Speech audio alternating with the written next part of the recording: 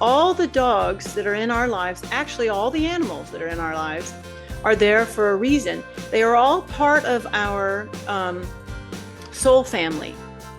So they understand our soul path and they understand why we're here. And they know it's been pre-organized that they're here to trigger certain activations in us. Embark on a captivating journey into the intriguing world of human consciousness with Douglas James Cottrell, PhD. Douglas and our diverse range of guests delve deep into the mind, illuminating our limitless potential. Engage in profound dialogues that pave the way for personal growth and uncover the hidden power of your consciousness. Your journey towards personal growth continues here.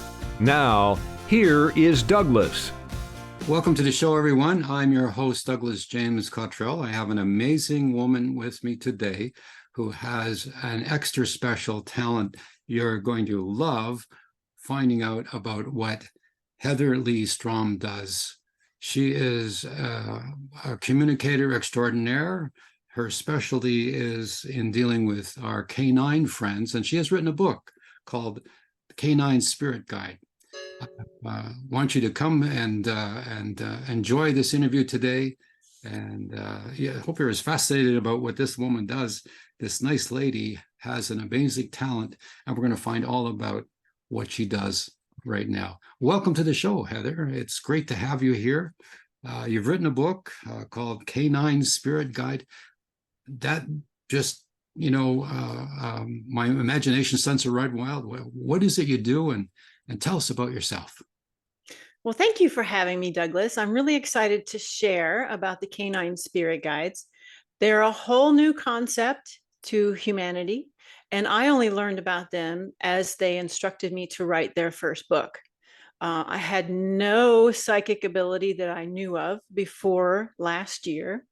I didn't write at all before last year, so I'm not a traditional author. And as they were instructing me on writing their book, they also led me through a journey of healing that I desperately needed. And these canine spirit guides are actually, they are not the spirit of our dogs. They are the galactic version, the intergalactic version of our dogs. Really? So they're like the spirit guides of dogs. So like people have spirit guides, but dogs carry these spirit guides with them as they interact in our lives and interact with us. And the spirit guides are here not for the dogs, but they're here for humanity. And they chose to identify with the dog, the canine, because of the heartfelt connection we have with this animal. We just open our hearts up to them and we embrace them, we accept them, we love them unconditionally. And this is a really big opportunity to interact with humanity with this open heart. Would that be along the lines of therapy dogs? Everybody likes to have a little puppy, and you can love that puppy, and the puppy unconditionally loves you back. Matter of fact, that's one of the things about dogs. Dogs love you unconditionally, and no matter how you treat them back, they always stand there wagging their tail, and they want to be your friend, and they are most loyal, as we know. Some of the cliches are, playing out here. So this consciousness, these spirit guides. I mean, tell us more about that. It's fascinating. Yeah, it is really fascinating. And it took me a long time to understand exactly what I was dealing with, because I just started writing the book, just stories about dogs that I've had in my life. I've been a dog trainer for 30 years, or actually all my life. So I've had a long history with dogs, and I've owned probably 30 dogs over 50 years. And they chose 10 of my dogs for me to write about. And as I shared stories about these dogs, they showed me where these canine guides were trying to communicate with me and trying to teach me and help me heal with certain situations that were happening in my life, that the canine guides were drawing to me, to draw my attention to them, to provide me an opportunity to heal certain things. Of course, I was oblivious to it. I didn't see what they were trying to show me because I didn't know any of this was happening. So they just laid it all out for me in the book. And this is what I share in the book is this process. And the guides have very specific messages based on what guide it is, what specific things they are here to help humanity heal, and the energy that they wish to share with humanity. And so ever since writing my book, my career path has changed. I've been a lifelong healer, but it's mostly for 30 years been about healing the physical body. Now all of a sudden I'm doing energetic healings with these canine spirit guides based on what they focus on. So I might have a person in session with me, and the guides will tell me who needs to work with them based on what they need at that moment. And then we'll enter into a beautiful healing session with that canine spirit guide. So, laying on of hands, Reiki, energy work, people are familiar with those terms. But when the canines, if I can call them that, I hope they're not insulted if I say canine, but when the canines are communicating with you, is there kind of like a intuition that they're guiding you where to work on the person or what the problem is? How does that work exactly? Well, I'm not doing anything in person. It's all virtual, like our call here today. So usually what I do, Mm-hmm. yeah. So usually what I do is I just tune into that person's energy after I get their permission. And while I'm in that person's energy, I connect with the canine guides and I inquire who needs to work with this soul today. What does this soul need to know about their journey? Some questions that they need answered at this moment. And then the guides as a collective will tell me, answer those questions. So sometimes they'll give people insight uh, and to their purpose. Why are they here? What are they here to do? What do they need to know maybe about the people in their lives or about the journey that they've been on? Is there something they need to heal from this lifetime or maybe other lifetimes? Are they from another planet? What do they need to know right now to help them on their journey? And then they will decide, they will tell me who's going to work with that person in this session. One of the guides will come forward, describe to me what needs to happen in the session. Then when I meet with the person virtually, I share what I've been told and I give them the option to accept the offer or to not, and they all accept it.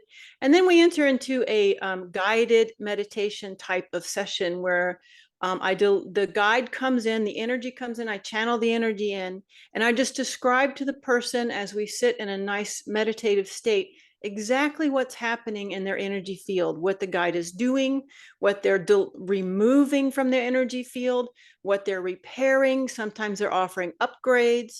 So they offer really powerful tools, which they have told me is an advancement in what we've ever known before. Humanity has grown a certain extent here recently. And so now we have access to I'll say new technology for healing energetically. And so they're bringing in new technology for us that works a lot faster than what we're used to it working. My healing process for many, many lifetimes was only 6 months long. And I healed from things that have devastated me my entire life, this life, and would have prevented me from ever stepping out into the public eye and delivering this message. So I had to heal all of that first before I could get to the point where I could offer my service. Well, that makes perfect sense. I mean, the proof is in the pudding, as they say. Yeah. And since you were doing poorly and you had this experience or experiences and you were aided and helped, I mean, my motto is faith is built upon belief, belief built on evidence. And so you have evidence of this invisible connection, if I can call it that. Yeah. You mentioned some terms that, some of our audience members might not be too familiar with. And so I would just like to sort of explore that a little further because it's extremely interesting and fascinating. When you were saying that you were given this information, I assume if I took it right, this was in advance of talking to the person virtually or contacting them? Yes. So I meet with their energy before I get on the call with them because I want to make sure I'm in a clean space, a pure space, and I'm not influenced by anything else the person might say or do. So I connect with them before I ever get on the call with them. It's usually right before the call so that things don't change before I actually get on the call with them. So that happens before the call, and the rest of it happens in front of the other person with Well, that person. that's kind of amazing, like you never met somebody and you're about to talk to them and you have all this information coming to you. Yeah, I'm blown away, absolutely blown away. So, So especially since I never could do it before. uh, that's usually, in my experience, that's usually the case. That's why my podcast is called Wake Up, Yeah, because as you wake up to these events, you've not done it before. You've been kind of spiritually asleep, and you wake up and you have this revelation of this source of information. So, uh, as these spiritual guides are or beings, can I call them that? It seems like yeah, to call them more like that than yeah. canine, because so that they do operate through real doggies, right? Mhm, Canines. Yeah, mhm. my dog's a Great Dane, by the way, Oh, and yeah, he's got me trained perfectly. Feed him, walk him, whatever, all that stuff. yeah, So, but let's look a little bit into the spiritual realm. It was fascinating when you said you use the term they, and there's a group, and there's a yeah. consciousness out there. Can you elaborate a little more about what you think that is? Yeah, it's a collective consciousness, and there's this energy system engulfs about 52 different varieties of what they have to share with humanity. My book is about the first four, which they call themselves the core four. They're core values and core techniques and principles that humanity needs to be familiar with and aware of before we can move on to the next stage. The next Mhm. book will be the Elite Eight. They've already been feeding me the next few that are going to come in. But the core four work on foundation principles that we need to clear up and get comfortable with before we can escalate to the next level. But it is a collective, so I haven't met all of them yet. I've just met the first four. They're starting to introduce the next set to me bit by bit because I'm a little overwhelmed with trying to get the word out about this book and get everyone familiar with them first. And then once the word gets out, it's going to pick up pretty quickly. And I do private sessions with them as well as group sessions with them. Okay, well, at this point, let's tell everybody where they can find this amazing book and how they can get to your website. Yeah, Canine Spirit Guides by Leigh Strom is available anywhere, Amazon, Barnes and Noble.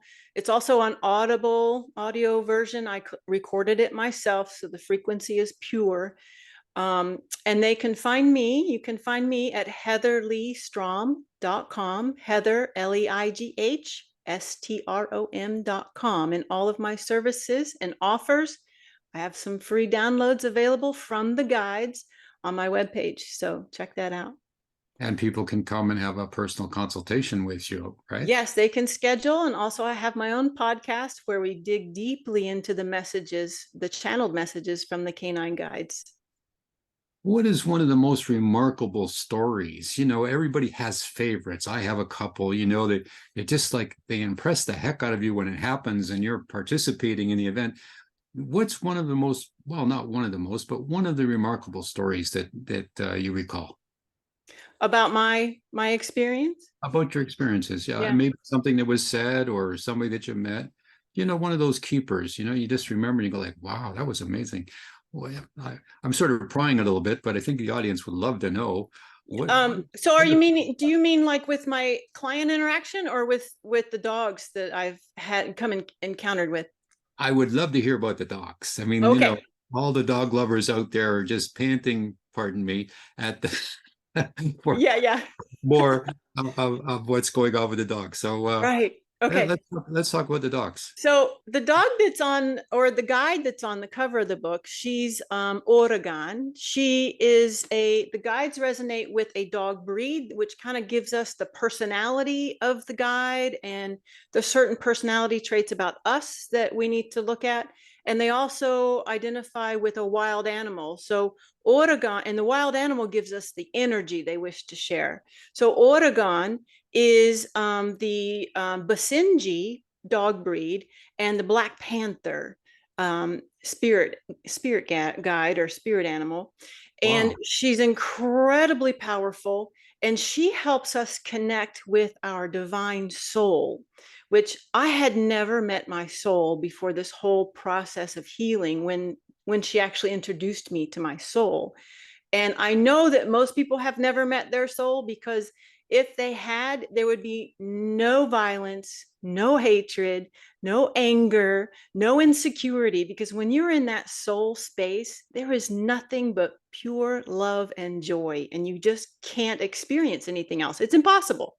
So that's what she does. She introduces us to our souls. And the dog that she came through that I wasn't aware of in my lifetime was a dog named Apache. And when she started out as a puppy, she's a pretty bold dog. She definitely stood out to everybody that met her. When she started out as a puppy, she was very insecure. She didn't like people. She didn't like to be touched. She didn't want strangers looking at her. And it was questionable whether she would be able to become a performance dog, which is what I did at the time. Was I competed in dog sports with my dogs. So I was very concerned about her future, even though I was very drawn to her and we had a very incredible bond. Well, as I worked with her, she began to evolve and to come out of her cocoon, and she became this magnificent butterfly that just bloomed out of her cocoon, incredibly confident, dominant. She competed with me in 3 different dog sports, knew 3 different languages, and dominated the field in every sport she did. And what she explained to me during the writing of this book was that she was showing me my path that I was going to experience as I finally came out of my cocoon while I was in undergoing this healing process that they took me through while I was writing the book.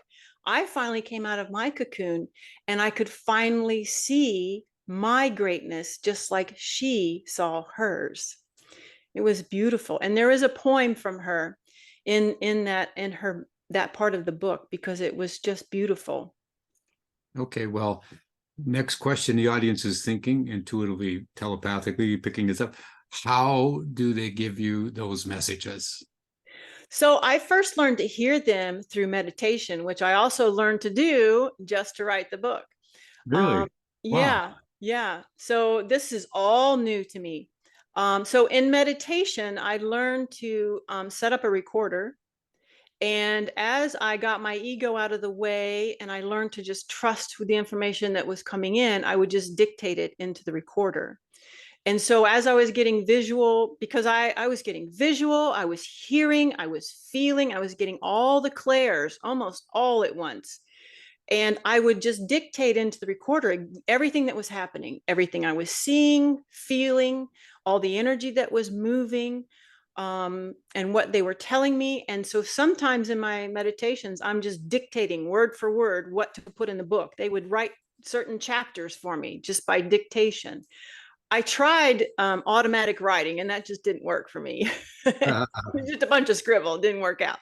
So uh, I switched to the recording method, and that worked really great. But now they just constantly download. I mean, they'll give me chapters when I'm on my bicycle. And I'm like, okay, not now. I don't have any way to record that. Just wait a minute, you know. a lot of business people I know are inspired usually in the little room in their house somewhere. That's where they Yeah. get their inspirations, and they have the same, let me call it, methodology, where the thoughts come and they have a problem, whatever. Yeah. But also for those people wondering, just thinking to you now, saying this may be a little strange or unusual. I Uh-huh. believe the entire Harry Potter story was like that. The woman Yeah. was on a train, and Harry appeared to the author, Yeah. and out of that came this amazing story. So this pipeline of information that came to you is well established in different mediums already. Yeah. But I was listening to you, and you said it was not just, thoughts. You heard clairaudiently, you felt clairsentiently, you were probably seeing things clairvoyantly. And so those intuitive abilities all wrapped up in one. They're all the same, it's gravity's everywhere, but it's different, if you know what I mean. And this is the same thing. So as people are listening to this, it seems that you connect very deeply. And as you said, you were a novice or a neophyte, and you didn't have a clue what meditation was, I'm sure. Same as me, by the way. When my mentor, Ross Peterson, said he doesn't know the difference between meditation or vegetation. Of course, there were several people in the room, but he was pointing that out. So I was kind of like, oh, no, by me. But to go from an introverted person to an extroverted person is what you said, if I take it right, was your journey. A lot of stars that I've met have had that same thing. They've been very introverted and private, but when they get on or they're out there, they're not, I was going to say overwhelmed, but this energy comes through them. So I'm drawing parallels here to the people who are wondering, how can Heather do this? Well, it's already established in various different areas, as I'm trying to put forward here. But as you had all these different, again, being a neophyte and not knowing the terms or whatever, and you're having these things given to you, what a wonderful opportunity. No adulteration, no prejudice, no. I wonder what that's all about. Has anybody ever? I'm going to ask you this, because I get it asked too. Has anybody ever said, Heather, that's the dark side, watch out? Have they ever said stuff like that to you? No one's ever said that to me. I know people think it, because I can pick up on it. I know people think it. But and I've had people ask me that in interviews, or they've asked me, so what do other people think about all this big transition you had? And my response is, before I went through the healing, it would have bothered me. Before I changed, before I came out of the cocoon, before they healed me, it would have bothered me because my ego would have been wrapped up in it. Yeah. But now that I'm healed, I have no attachment to that. And I don't really care what people think. I'm speaking my truth. I'm speaking what they're telling me to speak. And if that doesn't resonate with people, then I'm not meant to speak to them. Well, there's people that believe and the people that don't believe. And the people that don't believe, well, they never will. Right. But people who have a curiosity for this, and that's why by asking these questions, I'm attempting to provoke the audience into thinking, has this ever happened to me? And I'm gonna ask you this question, but I already know the answer. Have people ever come to you and you said, my dog told me they need to go to the vet, or my dog told me they need to have more vegetables, or my dog told me they need to go for a walk, like a dog whisperer? Have they ever inadvertently been communicating with their own pet and they need to talk to you to find that out? No, because, I don't really talk to the dogs themselves. No, I meant the person coming up with the intuition and coming in a curiosity. Oh, yes. You get this information. Is that happening to me? Of course it is. But like I said, I knew the answer to the question, or at least I thought it. But I wanted to get your take on that. Well, what's interesting is I've had some people want to talk to me like in an interview setting. And really, it wasn't the best interview opportunity. But what I picked up on was that they needed to work with the canine guides. That's why they were drawn to me. Well, canines used in the military. They're used in the police force. They're used as therapy dogs. Yeah. My dog Max is, I'm he's the master. I'm the guy that's trained, So and I've always had Great Danes. I've had other dogs as well, but I just love them to pieces. There used to be, there's either you're a dog person or a cat person, or you're a budgie person or something like that. But I find that people who love dogs and are dog people, there's a certain trust. There's a certain spirit around them already. So I'm wondering, do all canines, dogs in our house, do you think, but they have a little bit of this influence from above, and they're sharing their masters, and that dog is supposed to be with that person? Yeah. Absolutely. I wondered that before all this happened. I was like, well, I wonder if, because all of the dogs I've ever had have called to me to come find them. Yeah. So I've had dogs who called to me from Germany, Belgium, and I had to go find them. Really? Wow. Yeah, I've had, and this is before I even knew that I had, psychic abilities. I was locating these dogs that were calling to me. I had no idea that's what was happening, but I write about it in the book because now I understand all of that. But yes, all the dogs that are in our lives, actually, all the animals that are in our lives, are there for a reason. They are all part of our soul family. So they understand our soul path and they understand why we're here. And they know it's been pre-organized that they're here to trigger certain activations in us as a bookmark. Okay, remember, this is when you wanted to do this at this point. They're here to trigger that, to get us to move, to activate us, to agitate us. All those dogs that rip up the house or constantly escape, they're here to agitate that energy, to get us to look at it, to remember, to make a change in our lives. Yes, they are all here for a reason. And they remember us. Some of our dogs look at us like, don't you know who I am? Okay, let's leave it right there. We'll be right back after a quick break. Did you know that Dr. Douglas Cottrell has several other weekly channels where you can participate? Check out his Sunday International Spiritual Healing Service on Zoom. And you might also enjoy the Wake Up podcast exploring human consciousness, awareness, and intuition with Dr. Douglas and co-host Les Hubert. Just go to DouglasJamesCottrell.com and message us on the contact page to add your name to the Zoom links of your choice. Well, Heather, just before the break, you were saying dogs come to teach us things and whatever. My dog decided to redecorate my house, especially around the woodwork on the door. He didn't like the nice, square. He liked to make them a little chewy up, Yeah.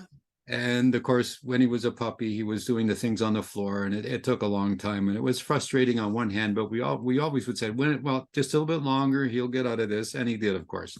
Mm-hmm. So when the animals come to you, I believe there's a spiritual connection. I've had the experience of dreaming about my future pets, sometimes months in advance, and then when they show up, it's like, oh, it's you. Yeah. And this Max the Wonder Dog, I wonder why I got him. But anyway, I had a dream about him, and I've always had black Great Danes or brown Great Danes. And I had a dream where I was a black and white Great Dane called Harlequin. And he had this black patch like our gang Spanky from the 1930s. Yeah. And it took a year. I looked several places, looking for him, just like you're saying. He was calling me. Yeah. I had decided at that time not to have another dog. I was traveling, or my wife had passed on, and so it was like, I don't need another. Well, no, excuse me, that was before she passed on. It was like, I don't need another dog. So in the event, one day, after looking everywhere around where I live, hundreds of miles away, I was intrigued to hear you went to different countries, but anyway. Well, I didn't travel there. Oh, okay. Well, you found them in these places. Okay, that's wow. That's. I ended up finding this dog at the northern part of my city, about 20 minutes away, after looking far and wide. Yeah. In a casual way. So there he was. Went in, and there he was, black and white. And in the litter, he had there were black dogs, there were brown dogs, and he was the only black and white one. And so we paid a fortune for him and brought him home, and I've been paying ever since. Not sure what the lesson is there, but the bottom line is, so he did call out to me, and other pets I've had a dream about them. Is that common? Or is that is that the collective sort of taking? Yeah, they're letting you know they're coming. And the thing is that you may not remember the dream. Only a few of us will remember the dream. So unconsciously, you will recognize them on a soul level, even if you're not conscious of it. It'll trigger you. Makes sense. Yeah. So those of us who are really connected with our dreams will remember it and be able to make sense of it. We'll be like, oh, I know what I need to do. I know what's happening. I know who's coming. And that works not just with dogs, but everything. I was going to mention that I've had dreams of when I was in the country. I had horses. I have a dream about a horse coming, and other animals when we were there when the kids were little. A calf was going to be born or something. Yeah. So there's this spiritual connection with animals. Animals have always been in our life, but Yes. dogs seem to have been, even when we were living in caves, there were always dogs. Yes. So do you think dogs are, I mean, I love horses and other animals as well, but do you think the dog has this like special connection? I guess you would in your book about Canine Spirit Guides. I mean, they would be there. I know they're guard dogs or watchdogs, they're pets. Sometimes you've heard stories about somebody passes on and the dog sits on their grave for months, if not more than that. Yeah. So where I'm going with that is like somewhere in the Akashic field or the records, there's this place where these beings, these canine beings are. It's kind of like, are they the watchers? Are they kind of like a spiritual hierarchy that we say, oh, that's just a dog, but really it's a whole lot more? Yeah, I know where you're going with that. And that's really exciting. What I've been shown is that number one, the reason I have this job is because I've had it always in other dimensions, other lifetimes. And I've Really? always served as the guardian of these spiritual entities, these collectives that identify with animals. In other dimensions, animals are different than they are here. They're much more spiritually advanced beings than the humanoids are. And the humanoids tend to collaborate with them, sit in council with them in order to learn from them. And that's why animals here on this plane, animals are kind of taking a back seat. They're undercover. They've agreed to be here as a subservient partner as part of the game. And they're kind of just waiting for us to, they have the grin on their face. They're kind of just waiting for us to figure it out, and that's why they're so patient. And that's why they're so all knowing, because they know the truth. When you evolve spiritually and the truth, it's so much easier to take the bad stuff because you're just like, it's not that big of a deal. That's kind of where they're sitting right now. And they're hoping that we wake up, that we see it.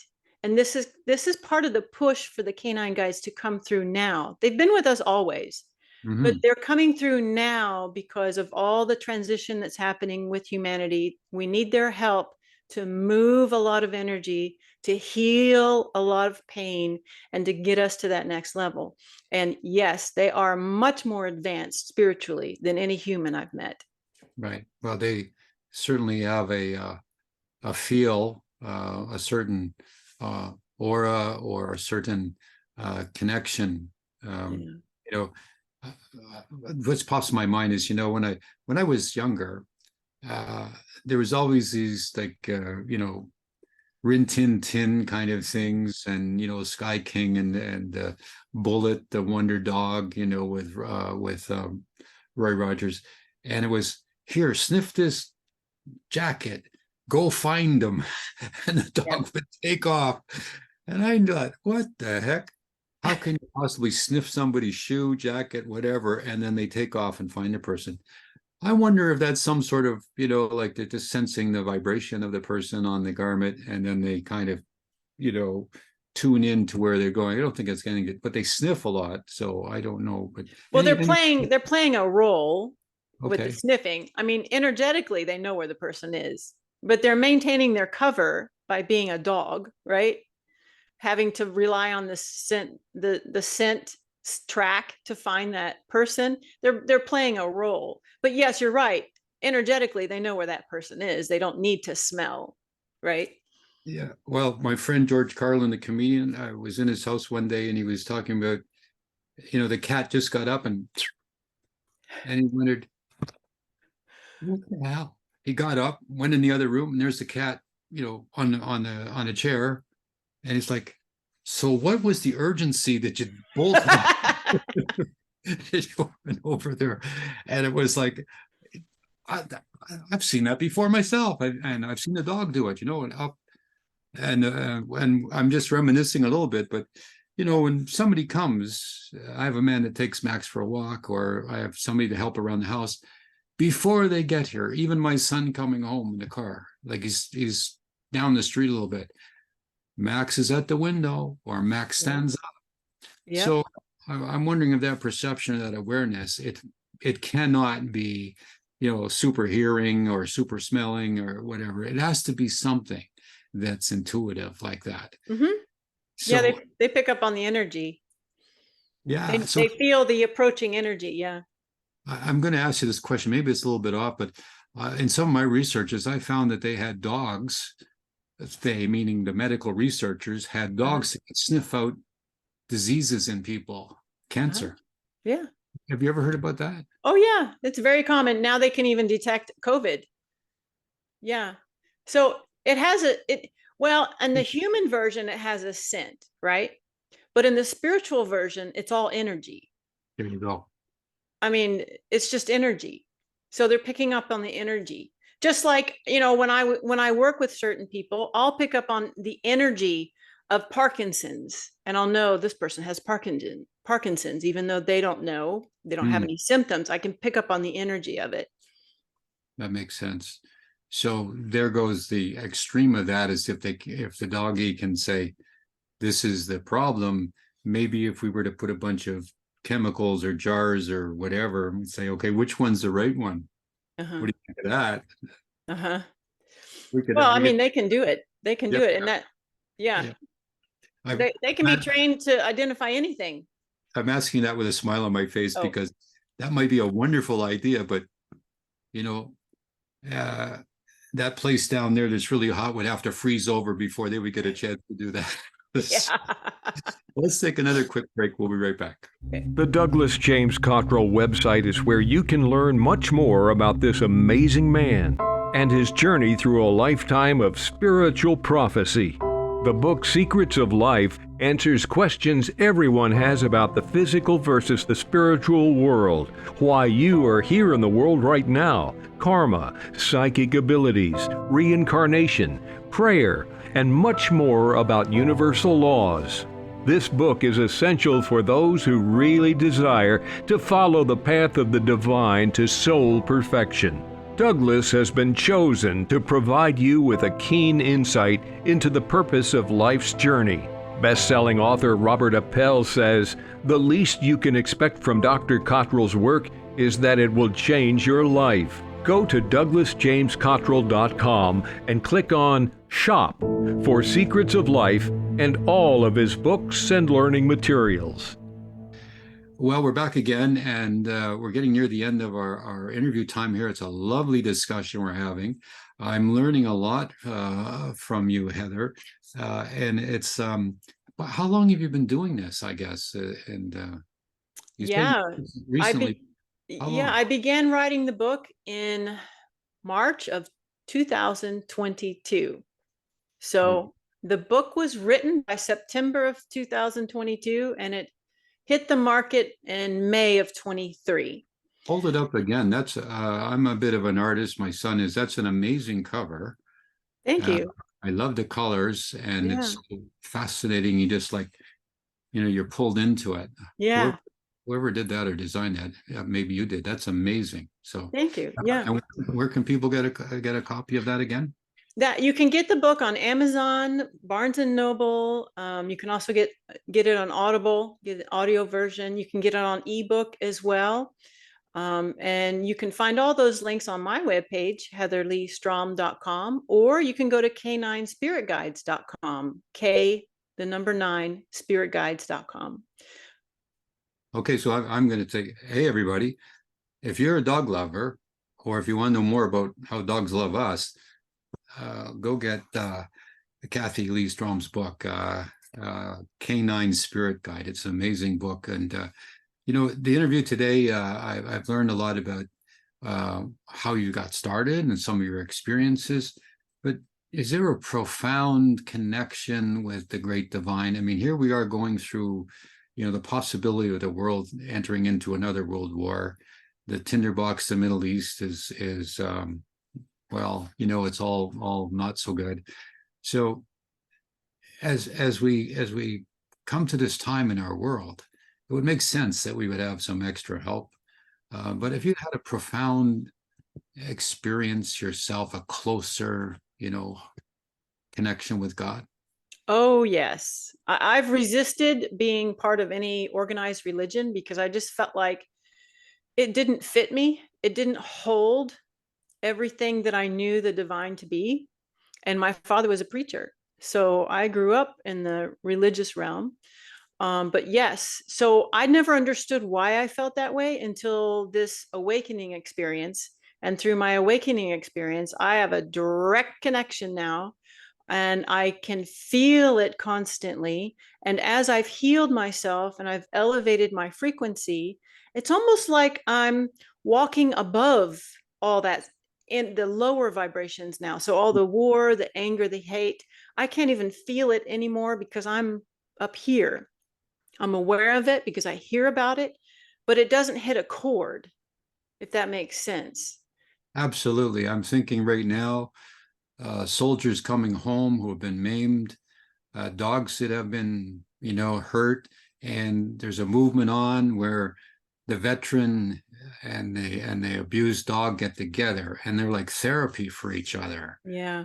Here's some big, strong soldier who's probably been in battle and had the worst of the worst, and now he's got this dog that he loves absolutely, and the dog loves him back, and it's such a bond that post-traumatic stress fades away, and whatever happened to the dog, well, dogs have this remarkable resilient ability, in my opinion, to forgive or forget and just wag their tail. And Yeah. that's another thing you can't mix up.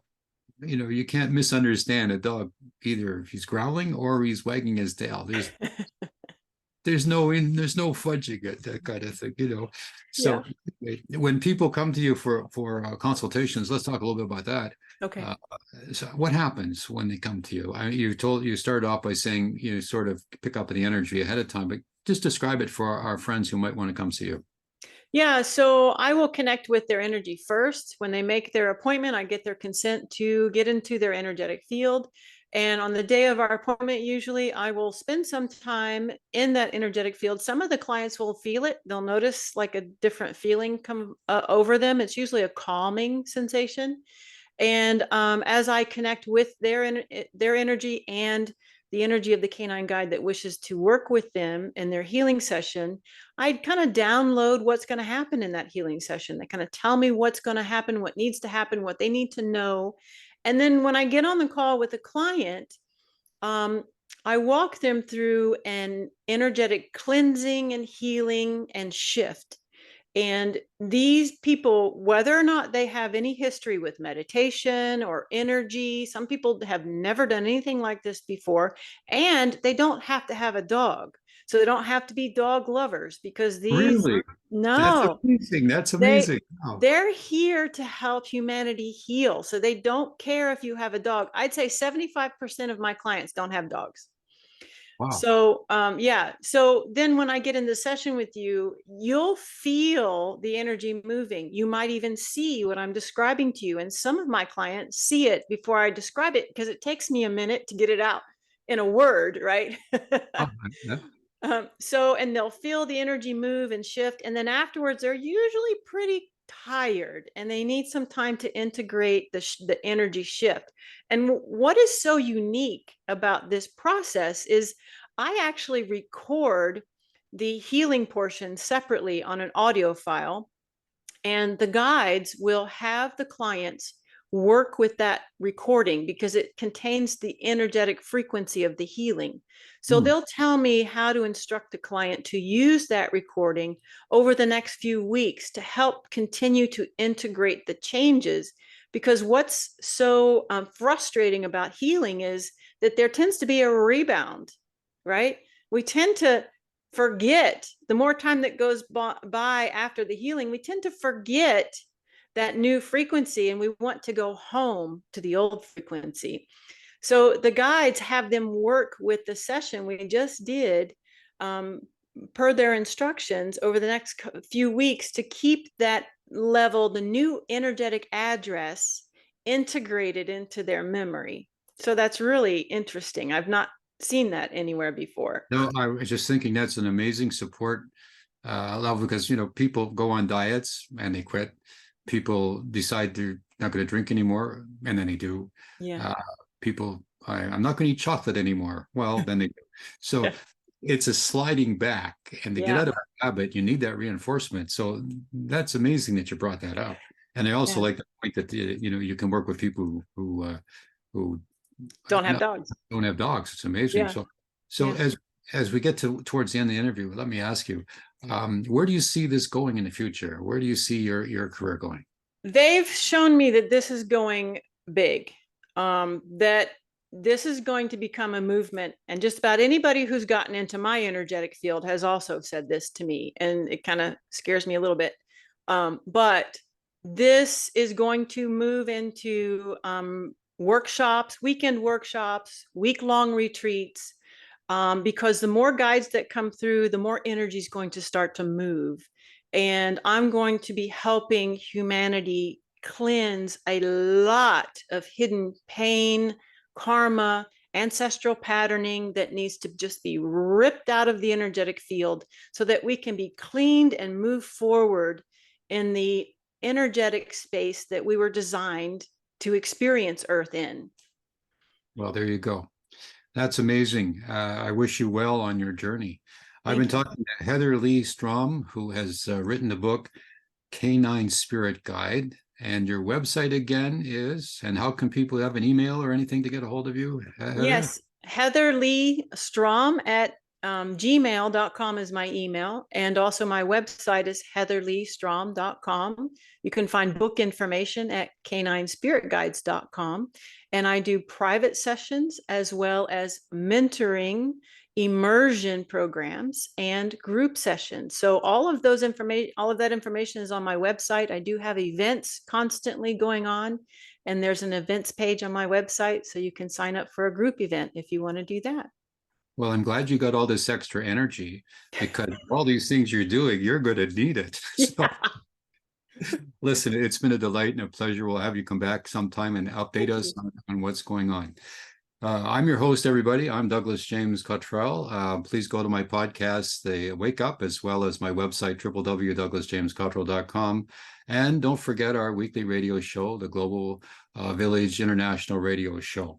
We'll be right here next time. The journey doesn't end here.